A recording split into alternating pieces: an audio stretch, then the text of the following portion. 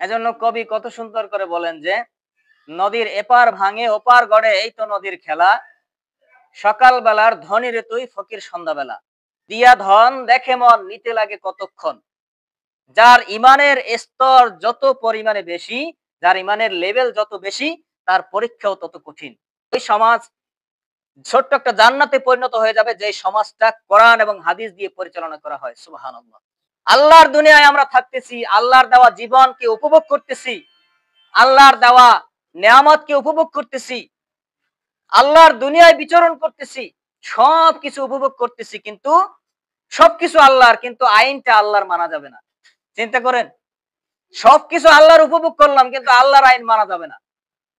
বিশ্বনবী সাল্লাল্লাহু আলাইহি সাল্লাম বলেন যে প্রত্যেকটা মানুষই দায়িত্বশীল, প্রত্যেকটা মানুষই দায়িত্বশীল, প্রত্যেকটা মানুষের উপরে দায়িত্ব আছে। যার যে দায়িত্ব সে যদি পালন না করে, কিয়ামতের দিন আল্লাহ তাআলা তার আসামির কাঠগড়ায় দাঁড় করিয়ে তাকে জিজ্ঞেস করবে। আমাদের আজকে আলোচনার বিষয় হচ্ছে যাকাত সম্পর্কে। আল্লাহ পাক রব্বুল আলামিনের পবিত্র কালামে মাজিদ থেকে যে আয়াত তেলাওয়াত করেছি, সেখানে আল্লাহ পাক রব্বুল আলামিন বলেন যে যারা স্বর্ণ গহনা, স্বর্ণ রূপা এগুলোকে আল্লাহর রাস্তায় ব্যয় না করে, এগুলোর যাকাত না দেয়, এগুলোকে আটকিয়ে রাখে ঘরের মধ্যে, তাদের জন্য রাসূল সাল্লাল্লাহু আলাইহি সাল্লামের মাধ্যমে আল্লাহ তাআলা ঘোষণা দিয়েছেন যে তাদেরকে আপনি আযাবের সংবাদ জানিয়ে দিন। নাউযুবিল্লাহ।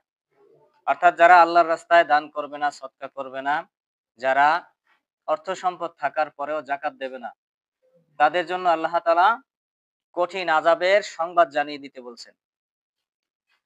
আল্লাহ পাক রব্বুল আলামিন বলেন যে কিয়ামতের দিন ওই সকল মানুষের যেগুলো স্বর্ণ রূপা, দামি দামি গহনা এগুলো বক্সজাত করে রাখছে, সিন্ধুকের মধ্যে আটকিয়ে রাখছে, তাদেরকে এইগুলো গরম করে তাদের মুখমণ্ডলে, পাজরে, তাদের পিঠের মধ্যে এগুলো লাগিয়ে দেওয়া হবে। নাউযুবিল্লাহ। এগুলো গরম করে তাদের মুখমণ্ডলের মধ্যে, তাদের চেহারার উপরে, তাদের শরীরের বিভিন্ন জায়গায় আল্লাহ তাআলা এগুলো গরম করে সেক দেবেন, গরম সেক। নাউযুবিল্লাহ। আর বলা হইবে যে এইগুলোই তোমাদের সেই কি, তোমরা যে সিন্ধুকের মধ্যে আটকিয়ে রাখছিলা স্বর্ণ গহনা, তোমাদের সেই আটকিয়ে রাখা সেই গহনাগুলোই এই, সেই গহনা থেকেই তোমাদেরকে আজকে এই শাস্তি দেওয়া হইতেছে। তাহলে এজন্য এই বিপদ, কিয়ামতের দিন, একে তো সমস্ত মানুষ থাকবে, আমার মা বাবা থাকবে, আত্মীয় স্বজন, পরিবার পরিজন, আমাদের সন্তান সন্ততি, আমাদের প্রিয়জন, তাদের সামনেই দেখা যাবে যে এইরকমের শাস্তি। এটা কি ভালো লাগবে? এটা কি সম্মানজনক হবে নাকি অপমানজনক হবে? এটা অসম্মানজনক হবে না? তাহলে আমরা যদি এগুলো ভোগ না করতে চাই, এই শাস্তি থেকে বাঁচতে চাই, তাহলে আমাদের কি করতে হবে? সময় মতো যাকাত পরিশোধ করতে হবে। সম্পদ যদি যাকাত দেওয়ার মতো সম্পদ হয়, তাহলে যাকাত দিতে হবে। এমনকি এই যাকাত ছাড়াও দান সৎকার করতে হবে আল্লাহর রাস্তায়। দান সৎকার করলে আমরা তো মনে করি অনেক সময় যে আহ, আমাদের পকেট থেকে কমে যাইতেছে। আমাদের মানে স্বাভাবিক চোখে আমরা যেটা দেখি যে পকেট থেকে 20 টাকা দিতেছি দান করে, তাহলে 20 টাকা কমে যাইতেছে। কিন্তু আসলে কমে না। দান করলে সম্পদ কমে না, অর্থ সম্পদ কমে না, কোনোদিনও কমে না। আল্লাহ তাআলা দান করলে তার অর্থ সম্পদ আরো বাড়িয়ে দেন। সুবহানাল্লাহ। আবার দান করলে আরেকটা ফায়দা হয় কি? দান করলে আপনার অর্থ সম্পদ যেগুলো আছে এগুলো আস্তে আস্তে পবিত্র হয়ে যায়। এগুলোর মধ্যে যদি কোনো কি থাকে, হারাম থাকে, ময়লা আবর্জনা থাকে, সম্পদের মধ্যে যদি এরকম কোনো মন্দ জাতীয় কিছু থাকে, আল্লাহ তাআলাকে এটাকে আস্তে আস্তে আস্তে আস্তে করে পুত পবিত্র করে দেন। সুবহানাল্লাহ। তাহলে জন্য আমরা কি চাই না যে আমাদের অর্থ সম্পদ যেগুলো আছে, আমরা যেটা ব্যবহার করি, আমরা যেটা থেকে জীবন পরিচালনা করি, সেটা খাদ্য হোক, অর্থ সম্পদ হোক, ইত্যাদি যা কিছুই আমরা আমাদের ব্যবহারযোগ্য যা আছে, এগুলো হালাল ভাবে এগুলো ব্যবহার করে এগুলোর মাধ্যমে আমরা শান্তি পাই, শান্তি পেতে পারি, এটা আমরা সবাই চাই, ঠিক কিনা বলেন? তাহলে শান্তি পেতে হলে এগুলোর মাধ্যমে মনের মধ্যে প্রশান্তি আনতে হলে তাহলে আল্লাহর রাস্তায় বেশি বেশি দান করতে হবে। কারণ আল্লাহ তাআলা এই দান করলে সম্পদকে পুত পবিত্র করে দেন। তার মানে হলো এর মধ্যে আল্লাহ তাআলা শান্তি ঢেলে দেন। দেখবেন অনেক মানুষ কোটি কোটি টাকা ইনকাম করে, কিন্তু তাদের ইনকামের মধ্যে বরকত নাই। মাসে ১ কোটি টাকা ইনকাম করে, কিন্তু শেষমেশ দেখা যায় যে মাস শেষে আরো ১০ লাখ ২০ লাখ টাকা ঋণ। আছে না নাই? তাদের টাকার মধ্যে শান্তি নেই। সন্তানের দেয় নেশা করার জন্য ২০ লাখ, আরেকজনকে দেয় ৩০ লাখ। এরকম করতে করতে বিভিন্ন খরচ আদি, হাসপাতাল ইত্যাদি, অসুস্থতা, অসুখ-বিসুখ, ওষুধ, বিভিন্ন খাতে টাকা চলে যায়। শেষমেশ আরো ঋণ। আর একজন গরিব মানুষ রিক্সা চালক, সে মাসে দেখা যায় যে ৯,০০০ বা ১২,০০০, ১৫,০০০ টাকা ইনকাম করে মাসে। তাহলে তার মাস শেষে আরো দেখা যায় যে ৪ থেকে ৫,০০০ টাকা রয়ে যায়। তার জমা থাকে, অবশিষ্ট থেকে যায়। ঠিক কিনা বলেন? তাহলে যেখানে বরকত আছে সেখানে অল্প হলেও তার মধ্যে শান্তি আছে। যেটার মধ্যে হালাল সেটার মধ্যে শান্তি আছে এবং বরকত আছে। আর যেটা হারাম সেটা যদি পাহাড় সমতুল্য হয় সেখানে আরাম নাই। সেখানে আরাম নাই, শান্তি নাই। মুজাব্বির একটা কথা বলে না যে হারামে আরাম নাই। তাহলে এজন্য আমরা হালাল জিনিসকে গ্রহণ করার চেষ্টা করব। আর বেশি বেশি দান সদকা করলে আমাদের সম্পদ থেকে এই ময়লা আবর্জনা যেগুলো হারাম আছে এগুলো আল্লাহ তাআলা দূর করে দিবেন। এটাকে, সম্পদটাকে পুত পবিত্র করে দিবেন, এর মধ্যে শান্তি এনে দিবেন। আমরা কি চাই না আমাদের সম্পদের মধ্যে আমাদের যেগুলো ব্যবহারযোগ্য আছে এগুলো থেকে আমরা শান্তি, প্রশান্তি পাই? এটা তো আমরা সবাই চাই, ঠিক কিনা বলেন? তাহলে আল্লাহ তাআলা যেন আমাদেরকে তৌফিক দান করেন।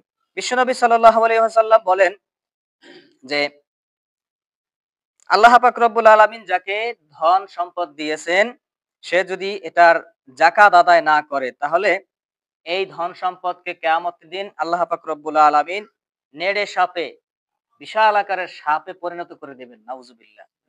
আর এই সাপ তাকে আঘাত করতে থাকবে, তার গলার মধ্যে পেঁচাই দেওয়া হবে। এই সাপ তার গলার মধ্যে কি হবে? চেইনের মতো পেঁচিয়ে তাকে ছোবল মারতে থাকবে, তাকে আঘাত করতে থাকবে, তাকে এইভাবে কষ্ট দিতে থাকবে। তাহলে আমরা যদি এই ধন সম্পদ পাওয়ার পরেও, এটা তো আল্লাহর দান নাকি বলেন? এটা কি মানুষের হাতের কোনো শক্তি আছে? মানুষের কোনো শক্তি নাই। আল্লাহ পাক রব্বুল আলামিন ফকিরকেও এক দিনের মধ্যে, একটা মুহূর্তের মধ্যেও কোটিপতি বানাই দিতে পারেন কি পারেন না? আবার কোটিপতিকেও একদিনের মধ্যে ভিখারি বানাই দিতে পারেন। সবকিছু শেষ করে দিতে পারেন, ঠিক কিনা বলেন?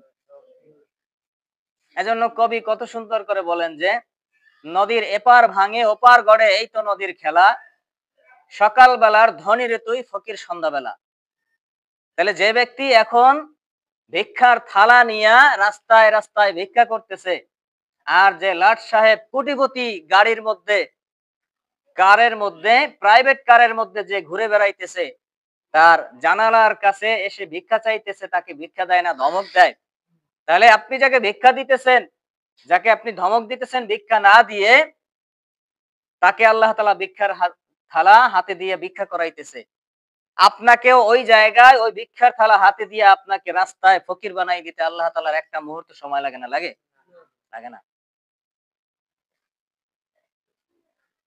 এরকম করে তুরস্কের একটা ঘটনা, কয়েক বছর আগের ঘটনা, যে ওনার কয়েকটা ফ্যাক্টরি ছিল, কয়েকটা ফ্যাক্টরির মালিক ছিলেন উনি। তো তুরস্কে এরকম একটা মানে ভূমিধস হয়েছে, ভূমিকম্প হয়েছে, যার কারণে তার যত অর্থ সম্পদ ছিল, যে কয়েকটা ফ্যাক্টরি ছিল, সব একসাথে ধ্বংস হয়ে মাটির সাথে মিশে গেছে। এরপরে তিনি রাস্তার ফকির হয়ে গেছে, রাস্তায় বসে বসে কান্না করতেছে। একটা রুটির জন্য সে মানুষের দুয়ারে দুয়ারে যাইতেছে। তাহলে কোটিপতি থেকে আল্লাহ তাআলা কি করছে? মুহূর্তের মধ্যে ফকির বানাই দিয়েছে। তাহলে এজন্য মানুষ যদি অর্থ সম্পদ থাকে বা অর্জন করতে পারে, এটা থেকে সে যদি অহংকার করে, সে যদি মনে করে এটা আমার নিজের কৃতিত্ব, আমার নিজের অর্জন, তাহলে এটা কি বুদ্ধিমানের কথা হবে নাকি বোকার কথা হবে বলেন তো? কারণ আল্লাহ তাআলা যাকে চান তাকে ধনী করেন, যাকে চান তাকে গরিব বানান। এটা আল্লাহ তাআলার একটা পরীক্ষা, ঠিক কি না? এটা আল্লাহ তাআলার একটা পরীক্ষা মাত্র। এজন্য কবির আরেকটা কথা আছে যে, দিয়া ধন দেখে মন নিতে লাগে কতক্ষণ। আল্লাহ তাআলা ধন সম্পদ দিতেও সময় লাগে না, আবার নিতেও সময় লাগে না। ধন সম্পদ, টাকা পয়সা, অর্থ, প্রভাব প্রতিপত্তি, ক্ষমতা, গায়ের জোর, একটা যুবক মানুষকেও আল্লাহ তাআলা দেখবেন যে একটা মুহূর্তের মধ্যে অসুস্থ বানাই দিতে পারে, পারে না? এমন ভাবে অসুস্থ বানাইবে সে আর মরার আগ পর্যন্ত সুস্থ হইবে না। এমন একটা রোগ দিয়ে দেবে যে রোগের মাধ্যমে সে মৃত্যু পর্যন্ত তার বিছানায় শুয়ে শুয়ে থাকা লাগবে। তাহলে এজন্য কিসের ক্ষমতার গরম দেখাই, কিসের গায়ের শক্তির বড়াই করি, কিসের টাকা আছে এর বড়াই করি, এই অহংকার বড়াই করা এটা তো মানুষের জন্য সাজে না, সাজে? মানুষের জন্য সাজে না। বিশ্বনবী সাল্লাল্লাহু আলাইহি ওয়াসাল্লাম বলেন যে অহংকার এটা হলো আল্লাহ পাক রব্বুল আলামিনের গায়ের চাদর। যদি কেউ অহংকার করে সে যেন আল্লাহর গায়ের চাদর ধরে টান দিতেছে, নাউজুবিল্লাহ। একজন সম্মানিত ব্যক্তি, দেশের একজন প্রধানমন্ত্রী বা যে কোনো একজন সম্মানিত ব্যক্তি, তার যদি গায়ের একটা পোশাক ধরে একজন ভিক্ষুক বা ভিখারি, নিম্ন স্তরের মানুষ যদি টান দেয়, তার কাছে অপমান বোধ হবে না? সে এটাকে অসম্মান বোধ করবে, তার কাছে খারাপ লাগবে। তাহলে দুনিয়ার একজন সাধারণ সম্মানিত ব্যক্তি, তার যদি গায়ের একটা পোশাক ধরে টান দিলে সে যদি অপমান বোধ করে, তার কাছে অসম্মান বোধ হয়, খারাপ লাগে, তাহলে যে আল্লাহ পাক রব্বুল আলামিন তামাম পৃথিবী, এমনকি পৃথিবীর মতো crore crore million billion trillion এরকম জগৎ আল্লাহ তাআলা পরিচালনা করেন, সৃষ্টি করেছেন, সেই আল্লাহ তাআলার গায়ের চাদর ধরে যদি টান দেয়, তার কেমন লাগে? তার খারাপ লাগে কিনা বলেন? তাহলে এজন্য আমরা টাকার অহংকার, ক্ষমতার অহংকার, শক্তির অহংকার ইত্যাদি যা কিছুই আছে এগুলোর কখনোই কি করব না? অহংকার করা যাবে না। এগুলো মানুষের জন্য সাজে না। মানুষের টোটাল বডিটাই একটা নাপাকে ভরপুর। তার পেটের মধ্যে আছে কতগুলো নাপাক। সে তৈরি হয়েছে নাপাক পানির দ্বারা, সে আবার কিভাবে অহংকার করে?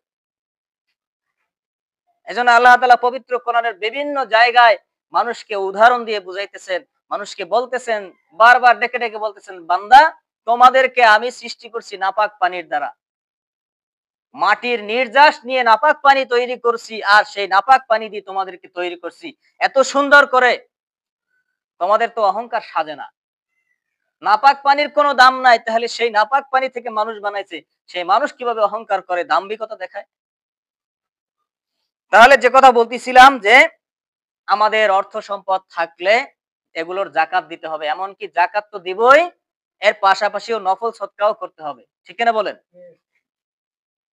বিশ্বনবী সাল্লাল্লাহু আলাইহি ওয়াসাল্লাম বলেন যে জলে এবং স্থলে, অর্থাৎ জল ভাগে বা স্থল ভাগে, অর্থাৎ পানিতে বলেন, আকাশ পথে বলেন বা এই ভূমিতে বলেন, যে এই প্রত্যেকটা জায়গায় যত প্রকার ক্ষতি হয়, মানুষের ধন সম্পদ বিনষ্ট হয়, মানুষ ক্ষতির মধ্যে সামিল হয়, এগুলো সব মানুষের হাতের কামাই। কিসের কামাই? মানুষের হাতের কামাই। এগুলো মানুষের জাকাত বন্ধ করে দেওয়ার কারণে এগুলো হয়, নাউজুবিল্লাহ। তাহলে অনেক মানুষ আছে দেখবেন যে তারা জাকাত দিতে চায় না, তাদের সম্পদগুলোকে আরো মোড়াইয়া এরপরে সিন্ধুকের মধ্যে আটকে রাখার চেষ্টা করে। তাহলে এটা হলো সবচাইতে খারাপ অভ্যাস। আল্লাহ পাক রব্বুল আলামিনের গরিবের সম্পদ ধনীর হাতে দিয়ে দিচ্ছেন, এটা পরীক্ষার জন্য। আল্লাহ তাআলা দেখার চেষ্টা করতেছেন যে এই সম্পদ, ধনী মানুষ, সম্পদশালী মানুষ, সে গরিবকে দেয় কি দেয় না। যদি দেয় তাহলে তো আলহামদুলিল্লাহ, যদি না দেয় তার জন্য কঠিন আযাব, কঠিন শাস্তি অপেক্ষা করতেছে। তাহলে ধনীকে আল্লাহ তাআলা গরিবের সম্পদ দিয়ে পরীক্ষা করতেছে, আর গরিবকে আল্লাহ তাআলা সম্পদ না দিয়ে পরীক্ষা করতেছে। তাহলে যে যেই স্থানে আছে না কেন, প্রত্যেককেই আল্লাহ তাআলা পরীক্ষা করতেছে। এক একজনের পরীক্ষা এক এক রকম। কারো পরীক্ষার সাথে কারো পরীক্ষা পরিপূর্ণ মেলবে না, হয়তো সামান্য সামান্য কিছু মেলতে পারে। তাহলে এক একজনকে আল্লাহ তাআলা এক এক ভাবে পরীক্ষা করে। যার ইমানের স্তর যত পরিমাণে বেশি, যার ইমানের লেভেল যত বেশি, তার পরীক্ষাও তত কঠিন। বিশ্বনবী সাল্লাল্লাহু আলাইহি সাল্লাম বলেন যে এই দুনিয়ার বুকে সবচাইতে বড় পরীক্ষার সম্মুখীন হয়েছেন আম্বিয়ায়ে কেরাম, রাসূলগণ, আল্লাহর রাসূলগণ, এরপরে বড় বড় আল্লাহর ওলি, এরপরে এরকম করে করে যার ঈমান যত বেশি তার পরীক্ষাও তত কঠিন। আপনি দেখেন এই বাংলাদেশের মধ্যে সামান্য, পৃথিবীর কথা না হয় বাদই দিলাম, এই বাংলাদেশের মধ্যেও অনেক আলেমরা সত্য কথা বলতে গিয়ে তাদের জীবনটা শেষ হয়ে গেছে, যায় কি যায় নাই? তারা ফাঁসির কাস্টে পর্যন্ত তাদের জীবনটাকে বিলিয়ে দিতে হয়েছে, তাদের গুম হতে হয়েছে, খুন হতে হয়েছে, তাদের জীবনটা উৎসর্গ করে দিতে হয়েছে শুধুমাত্র সত্য কথা বলার কারণে। তারা যদি চাইতো নিজের স্বার্থের কারণে যে না ঠিক আছে আমি ওই কথা বলছিলাম ওটা এখন প্রত্যাহার করতেছি, তাহলে তাদের জীবনটা ভিক্ষা পাইতো, ঠিক কিনা বলেন? এরকম অনেক আলেমকে বলা হয়েছে যে তোমরা স্বীকার করো যে আমি তখন ভুল বলছি, এখন আমি মেনে নিলাম আমি ভুল বলছি, আমি আর ওই কথা বলবো না, তাহলে তোমাকে ছেড়ে দেওয়া হবে। কিন্তু তারা কখনো অসত্যের কাছে, মিথ্যার কাছে, জালেমের কাছে মাথা নত করে নাই, করছে? করে নাই। তাহলে জন্য যার ঈমান যত বেশি সে দেখবেন সত্য কথার উপরে ততটা অনড় থাকে, একেবারে অবিচল থাকে, দৃঢ় থাকার চেষ্টা করে। তাদেরকে কেউ দাবায় রাখতে পারে না, তাদেরকে কেউ হেয় প্রতিপন্ন করলেও তারা কিচ্ছু মনে করে না, ওটাকে পান্তাবাতের চাইতে তুচ্ছ মনে করে। কারণ তাদের কাছে ঈমান সবচাইতে বড়, আল্লাহ তাআলার উপর বিশ্বাস সবচাইতে বড়। জালিমরা কি করবে? আমাকে সামান্য দুনিয়া থেকে বিদায় করে দেবে, এছাড়া তো কিচ্ছু করতে পারবে না। পারবে? আর কিচ্ছু করতে পারবে না। তাহলে যার ঈমান যত বেশি তার পরীক্ষাও তত কঠিন। দেখেন না সামান্য দুনিয়ার একটা পরীক্ষা, সামান্য দুনিয়ার এক একটা ক্লাসের পরীক্ষার দিকে তাকাইলেই তো আমরা বুঝতে পারি খুবই সহজে যে প্রথম শ্রেণীর পরীক্ষা একেবারে সহজ, ব্যঞ্জন বর্ণ, আরবি বর্ণমালা, বাংলা বর্ণমালা বা যে কোনো ভাষা একেবারে সহজ আকারে তাদেরকে শেখানো হয়, তাদেরকে পরীক্ষা নেওয়া হয়। এরপরে দ্বিতীয় শ্রেণীতে আরেকটু কঠিন, তৃতীয় শ্রেণী, চতুর্থ শ্রেণী, পঞ্চম শ্রেণী, পঞ্চম শ্রেণীর চাইতে আবার দশম শ্রেণীর পরীক্ষা আরো কঠিন, নাকি বলেন? তাহলে যার লেভেল যত বাড়বে তার পরীক্ষাও তত পরিমাণে কঠিন হবে, যার ঈমান যত বাড়বে তার পরীক্ষা তত কঠিন হবে, যার ঈমান যত বেশি তার পরীক্ষাও তত কঠিন হবে, তত পরিমাণে বেশি হবে, তাকে তত কঠিন পরীক্ষা দিতে হবে আল্লাহর কাছে। ঈমানটা পাকাপোক্ত করতে হলে তার পরীক্ষা দিতেই হবে, সে পরীক্ষা সারা পাস করতে পারবে না। তাহলে এজন্য যে কথা বলতেছিলাম যে মানুষ যদি যাকাত বন্ধ করে দেয়, মানুষ যদি এই দান সদকা করা বন্ধ করে দেয়, তাহলে আল্লাহ পাক রব্বুল আলামিন যত এই যে বালা মুসিবত দেয় জলে স্থলে আকাশ পথে প্রত্যেকটা জায়গায়, এগুলো আল্লাহ তাআলা চালু করে দেয়। আল্লাহ তাআলা বৃষ্টি বন্ধ করে দেয়, রহমতের বৃষ্টি বন্ধ করে দেয়। অনেক সময় দেখা যায় যে বৃষ্টি এমন পরিমাণে হইতেছে যে এলাকা শুদ্ধ ভাইসে যাইতেছে, এলাকা তলাই যাইতেছে, ক্ষতিগ্রস্ত হইতেছে, হয় কি হয় না? তাহলে আল্লাহ তাআলা বৃষ্টি দেন না, তার মানে হলো যে কোন কোন সময় বৃষ্টি উঠায় আনেন একেবারে, আবার কোন কোন সময় বৃষ্টি অধিক পরিমাণে দিয়ে মানুষকে শায়েস্তা করেন। তাহলে জন্য আল্লাহর দেওয়া সম্পদ থেকে আল্লাহর রাস্তায় দান করতে তো কৃপণতা করা, কার্পণ্যতা করা এটা মানুষের জন্য সাজে না, সাজে? আল্লাহর দেওয়া সম্পদ, আল্লাহর দেওয়া জীবন, আল্লাহর জান, আল্লাহর মাল আল্লাহ তাআলা আমার কাছে আমানত রাখছে, তাহলে এটার থেকে আল্লাহর রাস্তায় ব্যয় করতে কেন কার্পণ্যতা অবলম্বন করব? আল্লাহই তো দিয়েছেন। আল্লাহ তাআলা যদি আমাকে বড় একটা রোগ দেয়, এমন একটা রোগ যে রোগে কোটি কোটি টাকা শেষ হয়ে যাবে, তাহলে তখন তো আপনি ঠিকই ঢালতে পারবেন ডাক্তারের কাছে, ডাক্তারের পায়ে তখন তো আপনি ঠিকই বস্তায় বস্তায় টাকা দিতে পারবেন, কিন্তু আল্লাহর রাস্তায় আপনি দিতে কষ্ট লাগে। মসজিদে 10 টাকা দান করতে হৃদয়ের মধ্যে ব্যথা লাগে, মনে হয় যেন 5 কোটি টাকা দান করে দিলাম। এরকম মানুষ আছে না নাই? হয়তো এখানে নাও থাকতে পারে, অনেক জায়গায় আছে এরকম মানুষ যে মসজিদে 10 টাকা দান করে তাতে ব্যথা লাগে, অথচ বন্ধু বান্ধব নিয়ে চায়ের দোকানে আড্ডা দেয়, বিড়ি সিগারেট খায়, সেখানে 200 টাকা বিল হয়, সেটা একেবারে হাসি খুশিতে দিয়ে দিতে পারে। কিন্তু এই জিনিসটা চিন্তা করে না যে এটা একটা প্রতিষ্ঠান, ধর্মীয় প্রতিষ্ঠান, এটা একটা পাবলিক প্রতিষ্ঠান, এটা কিভাবে চলে। এটাও তো 10 জনের সাহায্যে, 10 জনের সহযোগিতায় আমরা 10 জনেই তো চালাবো, নাকি বলেন? এটা তো আর অন্য কেউ ফেরেশতারাই চালাবে না। আল্লাহ তাআলা ডাইরেক্ট আসমান থেকে বড় একটা খাজানা পাঠাই দেবে না, বড় একটা প্যাকেট করে বড় একটা ব্যাগের মধ্যে অর্থ সম্পদ পাঠাই দেবে না। এটা আল্লাহ তাআলা পাঠাই দেবে? সরাসরি এটা দেবে না। এটা মানুষের উসিলা দিয়ে এটা পরিচালনা করা হবে। মানুষের মাধ্যমে এটা চালাইবে। তাহলে এটা দায়িত্ব আমাদের। এই দায়িত্ব আমাদের কাঁধের উপরে। এই এলাকায় যে কয়জন মুসল্লি আছে তাদের উপরে এই দায়িত্ব। তাদের কাঁধের উপরে এই দায়িত্ব। এটা তাদের কর্তব্য। যদি পালন না করে, কেউ যদি এই দায়িত্ব থেকে, কর্তব্য থেকে পিছপা হয়, পিছে চলে যায়, দূরে চলে যায়, দায়িত্ব থেকে নিজেকে সরিয়ে নেয়, তাহলে তার কিয়ামতের দিন আল্লাহ তাআলার কাছে জবাবদিহি করতে হবে। ঠিক কিনা বলেন? যার যেটা দায়িত্ব, মেম্বারের যেটা দায়িত্ব, চেয়ারম্যানের যেটা দায়িত্ব, সে যদি সেটা পালন না করে আল্লাহর কাছে জবাবদিহি করতে হবে। ইমামের দায়িত্ব নামাজ পড়ানো। এখন সে যদি নামাজ না পড়ে, প্রতিদিন 5 ওয়াক্ত নামাজে যদি মুসল্লিদেরকে বলে যে আপনারা সম্মান করলাম, আপনি আসেন, আপনি নামাজ পড়ান, আপনারা সম্মান করছি, তাইলে হইবে? তার দায়িত্ব পালন করা হইবে? হইবে না। তাহলে মুয়াজ্জিনের যেটা দায়িত্ব, সে মুয়াজ্জিন সেটা পালন করবে। খতিবের যেটা দায়িত্ব সেটা পালন করবে। খতিবের দায়িত্ব হক কথা বলা। সে যদি হক কথা না বলে আল্লাহর কাছে ধরা খাবে। তাহলে যার যেটা দায়িত্ব, এরকম করে প্রত্যেকটা প্রতিষ্ঠান, শুধু মসজিদ নয়, মসজিদ, মাদ্রাসা বলেন, ইউনিয়ন পরিষদ বলেন, জেলা পরিষদ বলেন, এমপি পরিষদ বলেন, পার্লামেন্ট বলেন, টোটাল পৃথিবীর যে স্থান আছে, যে জায়গায় যার দায়িত্ব আছে, ওই দায়িত্ব যদি সঠিকভাবে পালন না করে, তাহলে আল্লাহর কাছে ধরা খাওয়া লাগবে। বিশ্বনবী সাল্লাল্লাহু আলাইহি সাল্লাম বলেন যে প্রত্যেকটা মানুষই দায়িত্বশীল। প্রত্যেকটা মানুষই দায়িত্বশীল, প্রত্যেকটা মানুষের উপরে দায়িত্ব আছে। যার যে দায়িত্ব সে যদি পালন না করে, কিয়ামতের দিন আল্লাহ তাআলা তার আসামির কাঠগড়ায় দাঁড় করিয়ে তাকে জিজ্ঞেস করবে। সে তো তখন আসামি হয়ে যাবে, কোনো কিছু উত্তর দিতে পারবে না। পারবে? পারবে না। তাহলে এজন্য আমরা যার যে দায়িত্ব আছে সেটা যেন পালন করতে পারি। বিশ্বনবী সাল্লাল্লাহু আলাইহি সাল্লাম বলেন যে যখন তোমাদের নেতাগণ, তোমাদের লিডার যখন ধর্মভীরু হবে, তোমাদের ধনীগণ যখন দানশীল হবে, তখন পরস্পরের মধ্য দিয়ে যখন তোমরা পরামর্শের ভিতর দিয়ে কাজ করবে, তখন তোমরা জেনে রেখো যে মাটির নিচের চাইতে, অর্থাৎ ভূগর্ভের চাইতে, অর্থাৎ কবরের চাইতে তোমাদের দুনিয়ার জীবনটা ভালো, দুনিয়ার জীবনটা উত্তম, এইটা সবচেয়ে মঙ্গলময়। সুবহানাল্লাহ।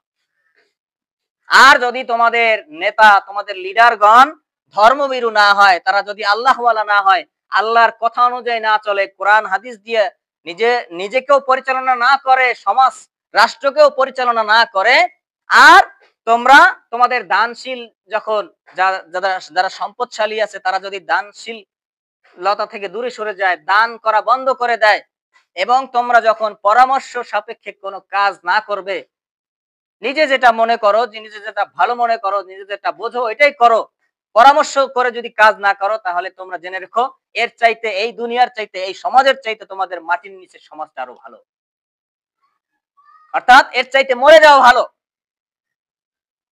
যখন নেতারা আল্লাহর বিরুদ্ধাচরণ করবে, নেতারা নেতৃত্ব করবে নিজেদের ইচ্ছা মতো, নিজেদের মানব রচিত আইন দিয়ে, তখন এই সমাজের চাইতে মরে যাওয়া ভালো।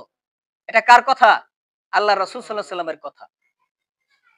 তাহলে আমাদের সমাজের সাথে এখন একটু মিলাই দেখি যে এই সমাজের মধ্যে কি আসলে এখন আল্লাহর হুকুম অনুযায়ী, কোরআন হাদিস দিয়ে আমাদের সমাজের লিডার, আমাদের নেতারা, ইমামরা, তারা কি ঠিকই এইভাবে পরিচালনা করে?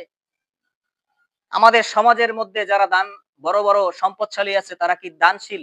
তারা কি দান ঠিকঠাক মতো করে? আমরা কি প্রত্যেকে পরামর্শ সাপেক্ষে কাজ করি?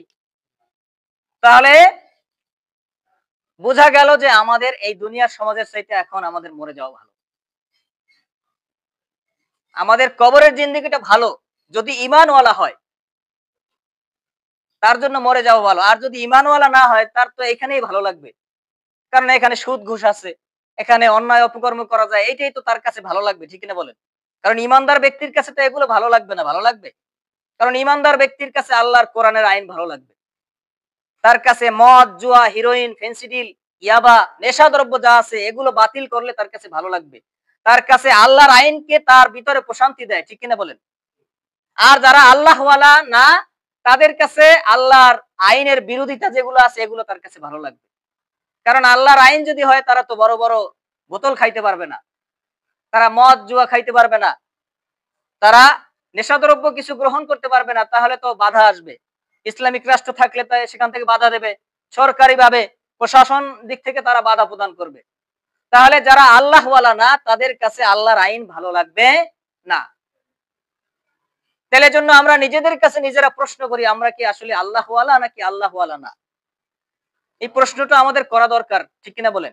নিজের কাছে, নিজের বিবেকের কাছে নিজেরা প্রশ্ন করি যে এই দুনিয়াটা আল্লাহ তাআলা বানাইছে, আল্লাহর দুনিয়ায় আমরা থাকতেছি, আল্লাহর দেওয়া জীবনকে উপভোগ করতেছি, আল্লাহর দেওয়া নেয়ামতকে উপভোগ করতেছি, আল্লাহর দুনিয়ায় বিচরণ করতেছি, সবকিছু উপভোগ করতেছি, কিন্তু সবকিছু আল্লাহর, কিন্তু আইনটা আল্লাহর মানা যাবে না।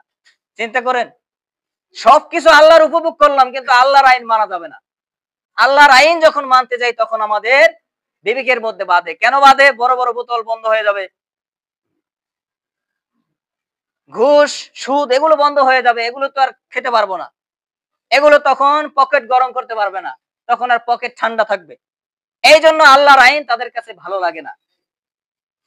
তাহলে এই জন্য যদি এই সমাজটাকে সুন্দর করতে চাই, সমাজটা যদি ছোট্ট একটা জান্নাতে পরিণত করতে চাই, বিশ্বনবী সাল্লাল্লাহু আলাইহি সাল্লাম বলেন যে ওই সমাজ ছোট্ট একটা জান্নাতে পরিণত হয়ে যাবে যে সমাজটা কোরআন এবং হাদিস দিয়ে পরিচালনা করা হয়। সুবহানাল্লাহ। তাহলে আমরা কি চাই না আমাদের সমাজের মধ্যে জান্নাতি বাতাস বইতে থাকুক, সমাজের প্রত্যেকটা আনাচে কানাচে কোনায় কোনায় জান্নাতের সুবাস বয়ে যাক? এটা আমরা চাই না? জান্নাতি সুবাস বয়ে যাবে, এর মানে কি? এর মানে হলো সমাজের মধ্যে অন্যায়, অবিচার, বিশৃঙ্খলা, জেনা, ব্যভিচার, রাহাজানি, ছিনতাই, ধর্ষণ, ইফটিজিং ইত্যাদি যত প্রকার অন্যায় অপরাধ আছে এগুলো থাকবে না। এগুলো না থাকলেই তো মানুষ সবাই শান্তি থাকতে পারবে, ঠিক কিনা বলেন? ধনী বলেন, গরিব বলেন, সবাই সুখে শান্তিতে থাকতে পারবে, সবাই সুখে শান্তিতে বসবাস করতে পারবে। তাহলে আল্লাহর আইন যেখানে আছে সেখানে শান্তি, আল্লাহর আইন যেখানে নাই সেখানে কোশ্চিন কালেও শান্তি আসা সম্ভব না। সেখানে যদি কান্না করতে করতে মানুষ তার চোখ দুইটা নষ্ট করে ফেলে, তারপরেও সেখানে শান্তি আসবে না। আল্লাহর আইন ছাড়া শান্তি পাওয়া সম্ভব না। তাহলে জন্য আমরা কি করব? শান্তি যদি পেতে চাই তাহলে আমাদের কি করতে হবে? এই আল্লাহর হুকুম অনুযায়ী আমাদের চলতে হবে। আমাদের পরিবার বলেন, রাষ্ট্র বলেন, সমাজ, প্রত্যেকটা ক্ষেত্রে আল্লাহর হুকুম অনুযায়ী আপনি পরিচালনা করবেন, দেখবেন যে অবশ্যই মনের মধ্যে শান্তি থাকবে, আপনার ঘরের মধ্যে শান্তি থাকবে। আপনি ২ টাকা আগে ইনকাম করতেন ২০ টাকা, তখন শান্তি ছিল না মনের মধ্যে, আল্লাহর আইন ছিল না বিধায়। এখন আপনি আল্লাহর হুকুম অনুযায়ী চলেন, আপনার পরিবার, সমাজ, রাষ্ট্র, আপনি দেখবেন যে ২০ টাকার জায়গায় আপনি ২ টাকা ইনকাম করেন, তারপরেও মনের মধ্যে শান্তি আছে। এই শান্তিটা কে দেবে? আল্লাহ সুবহানাহু ওয়া তাআলা। আল্লাহ তাআলাই আপনার মনের মধ্যে প্রশান্তি দিয়ে দেবে। মনের মধ্যে এত সুন্দর একটা শান্তি দিয়ে দেবে যে আপনি জান্নাতি সুখ অনুভব করবেন। সুবহানাল্লাহ। তাহলে জান্নাতি সুখ যদি দুনিয়ায় পাওয়া যায়, এর চাইতে বড় নেয়ামত আর কিছু হতে পারে? পারে না। তাহলে এজন্য নেতা যারা আছে তাদেরকে কি করতে হবে? আল্লাহর হুকুম অনুযায়ী নিজে চলতে হবে। সমাজকে যার যতটুকু দায়িত্ব আছে ওই দায়িত্ব অনুযায়ী যার আন্ডারে যতটুকু জায়গা আছে ওইটা ইসলাম অনুযায়ী পরিচালনা করতে হবে। এবং যাদের সম্পদ আছে তাদেরকে কি করতে হবে? দান করতে হবে। দান করার প্রবণতা বাড়াইতে হবে। আগে দান করতেন ২ টাকা, এখন দান করবেন আরো ১ টাকা বাড়াই দেন ৩ টাকা। আগে দান করতেন ৫ টাকা, এখন দান করেন ১০ টাকা। দান করলে তো কমবে না, এটা আপনার আজীবন মেয়াদের বীমা। আমরা জীবন বীমা করি না যে যদি মৃত্যু হয়ে যায় তাহলে ডাবল পাইবে, দ্বিগুণ পাইবে, এরকম অনেক ধরনের বীমা আছে। ৫ বছর মেয়াদে, ১০ বছর মেয়াদে বা আজীবন বীমা ইত্যাদি। যদি মারা যায় তাহলে এত গুণ বহুগুণ পাবে। তাহলে আমরা আখিরাতের জন্য কেন এই বীমা করতেছি না?